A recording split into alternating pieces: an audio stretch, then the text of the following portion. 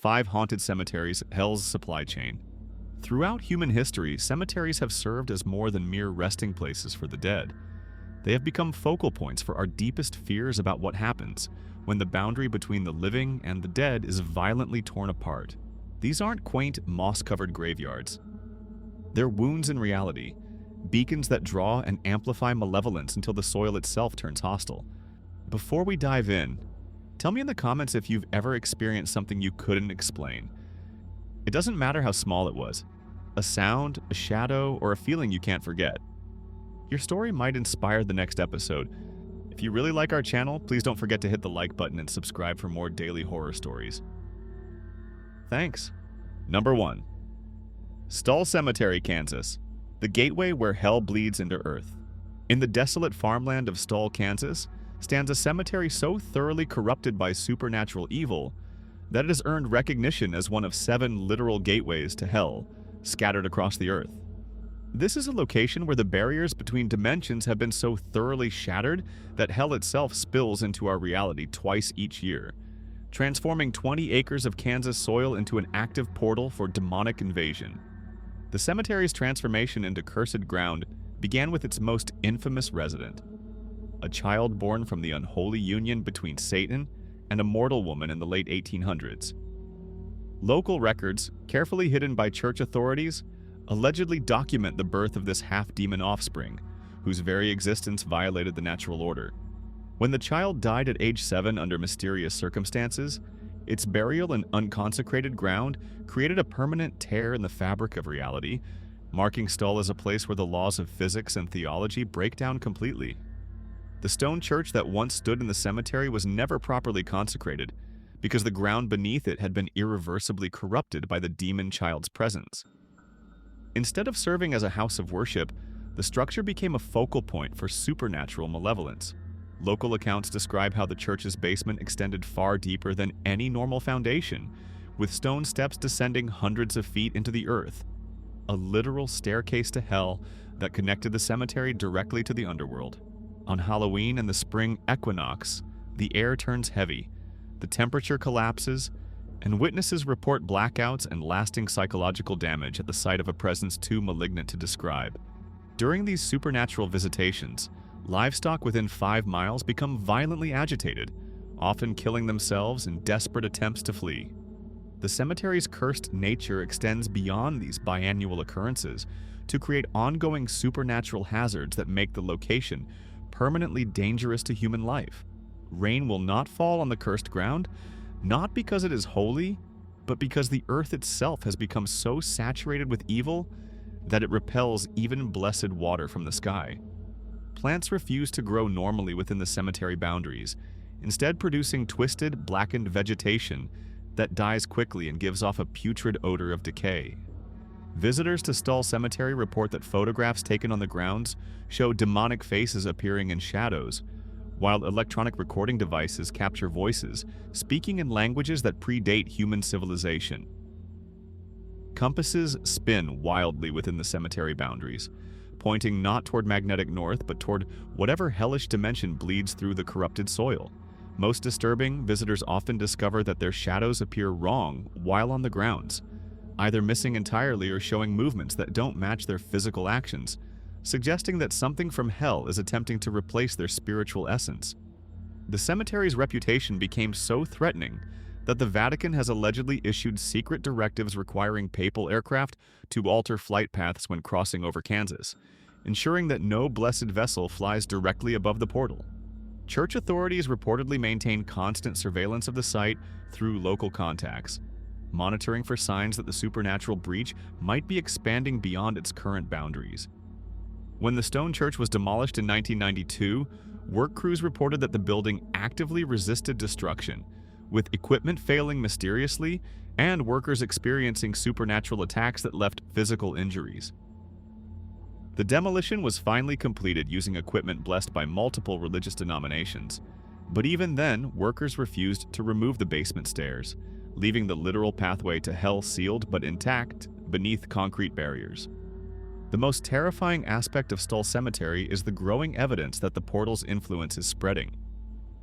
Nearby towns report increasing rates of unexplained deaths, mental illness, and criminal violence, while local churches have documented significant increases in reports of demonic possession and supernatural harassment.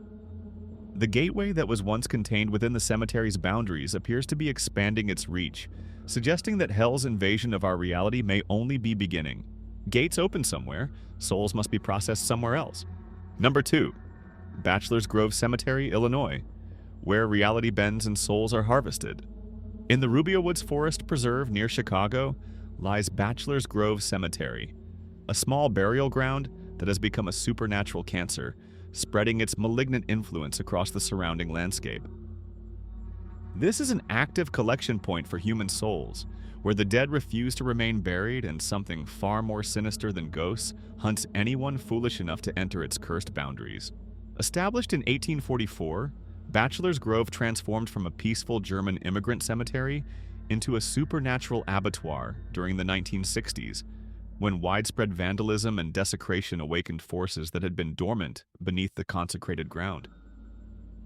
The systematic destruction of graves and monuments wasn't random vandalism, but appeared to follow occult patterns that suggested someone was deliberately attempting to break the spiritual barriers that kept the dead contained. The desecration coincided with Chicago's Prohibition-era gang wars, when the isolated cemetery became a dumping ground for murder victims whose bodies were weighted down and thrown into the adjacent pond. The combination of desecrated graves and violent death transformed the location into what paranormal researchers describe as a soul trap, a place where the spirits of the dead become permanently imprisoned and gradually corrupted into malevolent entities that hunger for living energy. The most infamous resident of Bachelor's Grove is the White Lady, but she is not the benevolent mourning mother that folklore suggests. Witnesses who have encountered her up close describe a figure whose beauty is an illusion that conceals something far more horrifying. Her white dress is actually a burial shroud stained with grave dirt and body fluids, while her infant appears to be decomposing even as she carries it. The White Lady doesn't search for her child's grave. She hunts for living children to replace the dead infant she carries, and several disappearances in the area have been attributed to her supernatural predation. The cemetery's ability to disorient visitors isn't supernatural confusion, but evidence of dimensional instability that allows it to exist in multiple timelines simultaneously. Visitors become lost because the cemetery literally rearranges itself around them, creating pathways that lead deeper into supernatural territory with each step. The graves and monuments that appear and disappear aren't hallucinations, but glimpses of the cemetery as it exists across different time periods, including potential futures where the entire area has been consumed by supernatural forces. That 1940s black sedan witnesses frequently report, it's a working hearse still making deliveries. Drivers who encounter these phantom vehicles often discover that their own cars have been marked by invisible passengers who travel with them back to populated areas, spreading the cemetery's malevolent influence. The adjacent pond has become a supernatural portal where the decomposing bodies dumped during Prohibition have merged into a collective entity that exists partially in our dimension and partially in whatever hellish realm lies beneath the water's surface. The lights that move beneath the surface aren't supernatural phenomena, but the bioluminescent glow of something vast and hungry that has been feeding on the dead for decades. The voices calling for help from within the pond aren't ghosts seeking rescue, but predatory entities using human speech patterns to lure additional victims into the water. Photography at Bachelor's Grove doesn't simply capture supernatural activity, but actually damages the barrier between dimensions, creating windows that allow malevolent forces to observe and target anyone who visits the location. The famous photograph of the translucent woman sitting on a monument doesn't show a ghost, but a supernatural predator that was using the monument as a hunting blind, studying potential victims while remaining invisible to the naked eye. The temporal displacement events reported at Bachelor's Grove represent the cemetery's most dangerous supernatural property. Its ability to trap visitors in pocket dimensions, where time moves differently and escape becomes impossible. Visitors who experience day-to-night transitions aren't witnessing time shifts, but being gradually pulled into an alternate version of reality where the cemetery exists in permanent darkness. Those who don't escape quickly enough become permanent residents, joining the growing population of souls that the location has collected over the decades. The Forest Preserve's efforts to limit nighttime access aren't based on ordinary safety concerns, but on documented evidence that the cemetery's supernatural influence becomes more aggressive after dark. Rangers report that the entire preserve transforms at night, with trails that lead to Bachelor's Grove during daylight hours instead, leading visitors in circles or depositing them in areas that don't appear on any maps. The most terrifying aspect of Bachelor's Grove Cemetery is the growing evidence that it represents patient, intelligent evil that is systematically expanding its influence throughout the Chicago area. The supernatural forces that inhabit the cemetery aren't trapped there, but use it as a base of operations for a larger campaign of spiritual predation that targets the entire metropolitan region. But Europe refines what America improvises. Number 3. Poveglia Island Cemetery, Italy, where 160,000 screaming souls demand vengeance. In the Venetian lagoon lies Poveglia Island, a 17-acre mass grave that houses the burned remains of 160,000 plague victims whose deaths were so agonizing and whose burial was so improper that their collective suffering has transformed the island into a supernatural weapon aimed at the living. This is a concentrated reservoir of human agony that has reached critical mass, creating a location where the accumulated rage of the dead has become a living, hunting entity. Poveglia's transformation into cursed ground began during the Black Death of 1348, when Venice faced annihilation as plague killed 60% of the population. Desperate authorities didn't simply use the island as a burial ground. They created a systematic extermination facility where the dying and the dead were burned together in massive pyres that burned continuously for months. The screams of people being burned alive while still conscious merged with the wails of those dying from plague, creating a supernatural symphony of suffering that was permanently burned into the island's psychic landscape. The horror escalated during subsequent plague outbreaks when Venice implemented a policy of preemptive disposal. Anyone showing early plague symptoms was transported to Poveglia while still healthy and left to die in isolation. Families watched their loved ones being loaded onto boats knowing they would never return, while the condemned were forced to dig their own mass graves before succumbing to disease and being burned in the pyres they had prepared. The island's soil composition of over 50% human ash isn't simply the result of mass cremation, but evidence of supernatural alchemy where the burned remains of 160,000 people have fused into a single malevolent consciousness. The ash doesn't simply contain bone fragments, but retains the memories, emotions, and dying thoughts of every person who perished there. Walking on Poveglia means literally stepping on the compressed suffering of thousands of people whose final moments were spent in unimaginable agony.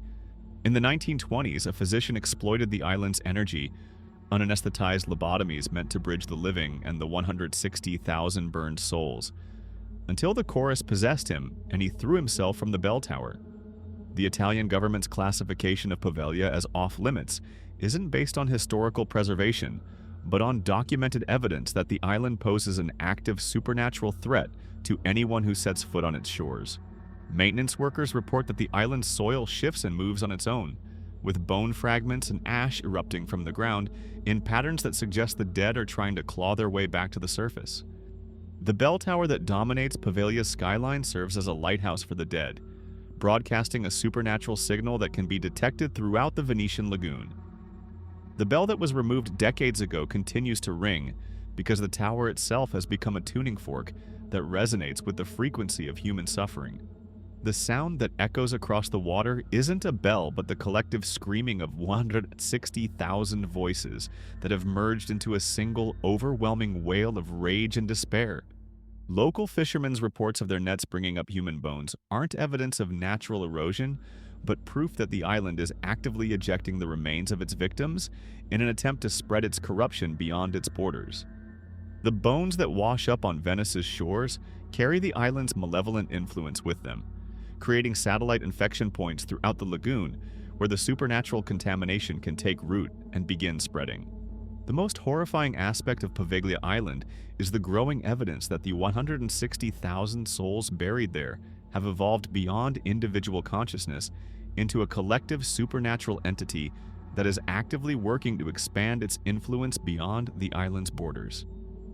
Each bone fragment that washes ashore, each tourist who visits illegally, and each mention of the island's name in media serves to spread its malevolent influence throughout the world, suggesting that Poveglia may be patient ground zero for a supernatural plague that could make the Black Death seem like a minor inconvenience. And when suffering learns tactics, it becomes an army. Number 4. Greyfriars Kirkyard, Scotland, where the dead wage war against the living. In Edinburgh's Old Town stands Greyfriars Kirkyard, a cemetery that has become an active battlefield between the world of the living and the realm of the dead, where the most violently successful poltergeist in recorded history leads an army of tortured souls in an ongoing campaign of supernatural terrorism against anyone who dares enter its boundaries. This is a staging area for a supernatural invasion that grows stronger and more coordinated with each passing year. Greyfriars Kirkyard was built on ground that had been spiritually corrupted long before it became a cemetery. Constructed over the ruins of a Franciscan friary, where medieval monks had conducted heretical experiments in necromancy and demonology. The friars' attempts to communicate with the dead had torn holes in the spiritual fabric of the location, creating weak points that would later serve as entry points for malevolent entities seeking access to our world. The cemetery's transformation into a supernatural war zone began during the religious conflicts of the 17th century, when Yahandu 200 Covenanters were imprisoned in horrific conditions within the burial ground itself. The prisoners weren't simply held there. They were systematically tortured, starved, and frozen to death as part of a deliberate campaign of religious persecution. Many died while being forced to dig graves for those who had perished before them, creating a cycle of trauma and suffering that saturated the ground with supernatural malevolence. Sir George Mackenzie, known as Bluety Mackenzie, didn't simply persecute the Covenanters, but conducted what amounted to occult warfare against them, using torture techniques designed to break not just their bodies, but their souls. Mackenzie believed that extreme physical and psychological suffering could be used to harvest spiritual energy, and his persecution of the Covenanters was actually an elaborate ritual designed to create an army of tortured souls that he could command even after death. When Mackenzie died in 1691, his burial in an elaborate mausoleum within Greyfriars wasn't a mark of honor, but a strategic placement that positioned him at the center of the spiritual battlefield he had created. His tomb serves as a command center from which he continues to direct supernatural operations against the living, using the tortured souls of his victims as weapons in an ongoing campaign of revenge against humanity itself. The awakening of the Mackenzie poltergeist in 1999 wasn't caused by a homeless man accidentally disturbing the tomb, but by the completion of a 300-year incubation period, during which Mackenzie's consciousness had been growing stronger and more malevolent. The homeless man who broke into the mausoleum didn't simply encounter a ghost, but interrupted a dark ritual that Mackenzie had been conducting from beyond the grave, resulting in the man being used as a sacrifice to fuel the poltergeist's emergence into our world. Since 1999, over 450 documented assaults, scratches, bruises, fainting, teeth chattering in a 20-degree air, map a learning curve rather than chaos. The poltergeist's preference for attacking women and children isn't based on misogyny, but on calculated targeting of victims who are most likely to suffer lasting psychological damage that will spread fear and discourage future visitors. Each successful attack strengthens the poltergeist's power and provides energy that allows it to extend its influence beyond the cemetery boundaries. The environmental manipulation around Mackenzie's tomb isn't simply supernatural activity, but evidence of active terraforming designed to create conditions that are increasingly hostile to human life. The permanent temperature drop around the mausoleum is gradually expanding outward, while electronic equipment failures serve to isolate the area from modern surveillance and communication systems that might interfere with the poltergeist's operations. The liability waivers required by the City of Edinburgh Council aren't simply legal protection, but acknowledgement that the local government has effectively surrendered control of part of the city to a hostile supernatural force. The council's inability to stop the attacks despite extensive security measures demonstrates that the Mackenzie poltergeist has achieved a level of power that places it beyond human intervention. The most terrifying aspect of the situation at Greyfriars Kirkyard is the growing evidence that the Mackenzie poltergeist isn't acting alone, but commanding an increasingly large army of supernatural entities that are systematically expanding their territory throughout Edinburgh. Reports of similar attacks in locations throughout the city suggest that Mackenzie's supernatural campaign has evolved beyond the cemetery boundaries and is now targeting the entire population of Scotland's capital city. Armies need scouts, some hitch rides. Number 5. Resurrection Cemetery, Illinois, where death drives the roads. Along Archer Avenue in Justice, Illinois, stands Resurrection Cemetery, home to one of America's most successful supernatural predators, an entity that has been hunting motorists for over 80 years while masquerading as a harmless hitchhiker. Resurrection Mary isn't a lost soul seeking to return home, but an efficient supernatural killer that uses the appearance of a beautiful young woman to lure victims into isolated locations where she can harvest their life energy and add them to her growing collection of souls. Mary isn't one ghost. She's an amalgam of Chicago's murdered and forgotten, a perfected disguise tuned to your instinct to help. Rather than representing a single tragic death, Mary is a collective consciousness formed from the combined rage and despair of dozens of murder victims whose bodies were never properly buried or whose killers were never brought to justice. Mary's consistent appearance in a white ball gown isn't residual haunting, but a carefully crafted disguise designed to appeal to the protective instincts of potential victims. The dress appears elegant and formal from a distance, but closer examination reveals it to be a burial shroud stained with grave dirt and bodily fluids. The entity's beauty is a supernatural glamour that conceals the rotting corpse underneath, and victims who survive long enough to see Mary's true form describe a figure so horrifying that the sight alone causes permanent psychological damage. The hitchhiker encounters follow a predatory pattern where Mary uses apparent vulnerability to convince Good Samaritans to offer assistance, then traps them in their own vehicles through supernatural manipulation. During the drive toward Resurrection Cemetery, Mary doesn't simply ride as a passenger but begins the process of spiritual extraction, gradually draining her victim's life force while maintaining normal conversation to prevent them from realizing what's happening until it's too late. The disappearances from moving vehicles aren't evidence of Mary returning to her grave, but demonstrations of her ability to phase between dimensions while dragging victims with her into whatever supernatural realm she inhabits. The sudden temperature drops, and lingering scents reported by survivors indicate that Mary's true environment is seeping into our reality during these encounters, exposing victims to conditions that are toxic to living beings. The 1976 incident at the Willowbrook Ballroom revealed Mary's most sophisticated hunting technique, her ability to appear as a living person for extended periods while actively seeking victims in crowded social settings. The woman who danced with Ralph wasn't a ghost making a social appearance, but a predator studying potential victims and selecting the most vulnerable target.